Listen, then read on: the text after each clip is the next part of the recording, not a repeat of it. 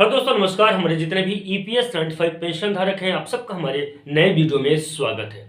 EPS 95 pension धारकों के त्वरित कार्रवाई के लिए एक बहुत बड़ा अपडेट आया है। पूरा सोशल मीडिया भरा हुआ है, जितने भी अखबार हैं, जितने भी न्यूज़पेपर हैं, आप सभी में देखेंगे तो ईपीएस 95 पेंशन धारकों के मुद्दे को विशेष रूप से उसमें लिखा गया है कि श्रम मंत्रालय की तरफ से त्वरित कार्रवाई करने का आदेश। और इसी पे सोने पे सुहागा हो गया कि माननीय राहुल गांधी जी ने भी ईपीएस 95 पेंशन धारकों के समर्थन में खुल के आवाज लगाई, यानी कि खुल के उन्होंने भी बोला है कि नहीं, ईपीएस 95 पेंशन धारकों के पेंशन में वृद्धि होनी चाहिए। जब विपक्ष ने खुल के ईपीएस 95 पेंशन धारकों का समर्थन लिया है और त्वरित कार्रवाई का समस्त जितने भी न्यूज़पेपर, डिजिटल पेपर हैं, उन पेपरों के माध्यम से, न्यूज़पेपरों के माध्यम से माननीय श्रम मंत्रालय की तरफ से भी त्वरित कार्रवाई करने का आदेश आया है, तो कहीं न कहीं ईपीएस 95 पेंशन धारकों के मन के अंदर में एक विश्वास फिर से जगा है कि नहीं, ईपीएस 95 पेंशन धारकों के पेंशन में वृद्धि अब होगी।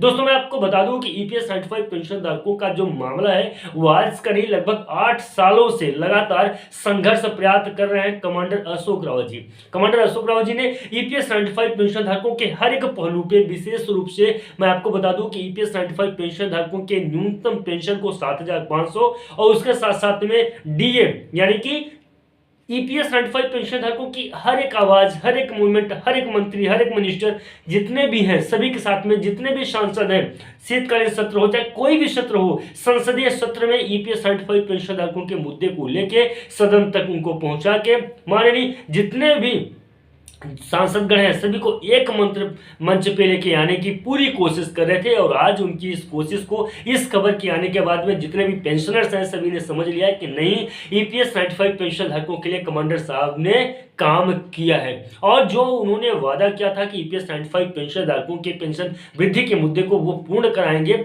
उन्होंने करा दिया है। उनके जो तो कमांडर अशोक राव जी के समर्थन में विपक्ष के नेता माननीय राहुल गांधी जी भी पहुंच गए। ईपीएस 95 पेंशन धारकों के पेंशन वृद्धि को लेकर माननीय श्रम मंत्रालय की तरफ से त्वरित कार्रवाई करने का आश्वासन दिया गया, भरोसा दिया गया। ईपीएस 95 पेंशन धारकों के मुद्दे को समस्त डिजिटल जितने भी न्यूज़पेपर है सभी ने कवर किया। एक दो न्यूज़पेपर नहीं, बहुत सारे न्यूज़पेपर है, उस सारे न्यूज़पेपर ने भी कवर किया।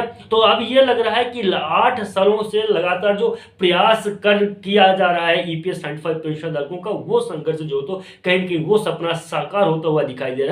और ईपीएस 95 पेंशन धारकों की पेंशन वृद्धि को लेकर त्वरित कार्रवाई करने के बाद जो कही जा रही वो सच होगी। अब यहाँ पे दो चीजें सामने निकल के आती है। एक तो डायरेक्टली क्या ईपीएस 95 पेंशन धारकों के पेंशन वृद्धि को लेकर आवाज उठाई जाएगी या उठेगी, या दूसरे नंबर पे जो आगामी सीबीटी की बैठक 28 फरवरी 2025 को रखी गई है, उस 28 फरवरी 2025 में कोई ऐसी गाइडलाइन होगी जहां पे ईपीएस 95 पेंशन धारकों की आवाज को मुख्य जो तो उसमें बना के ईपीएस 95 पेंशन धारकों के पेंशन वृद्धि की जाएगी। अब देखना यह है कि क्या राष्ट्रीय संघर्ष समिति के सदस्यों के माध्यम से जिस फार्मूले को बनाया गया है वो ऐसा फार्मूला है जिस फार्मूले के आधार पे तमाम जितने भी ईपीएस 95 पेंशन धारक हैं प्रत्येक पेंशनर्स के खाते में 7,500 रुपए मिलेंगे। क्या वो संभव हो पाएगा? क्या ईपीएफओ भी ईपीएस 95 पेंशन धारकों के इस सारे जो भी डिसीजन लिए जाएंगे उस पर पूरी तरीके से ईपीएस 95 पेंशन धारक अमल में लेके आके ईपीएस 95 पेंशन धारकों को पेंशन की राशि मुहैया कराएगा तो नहीं?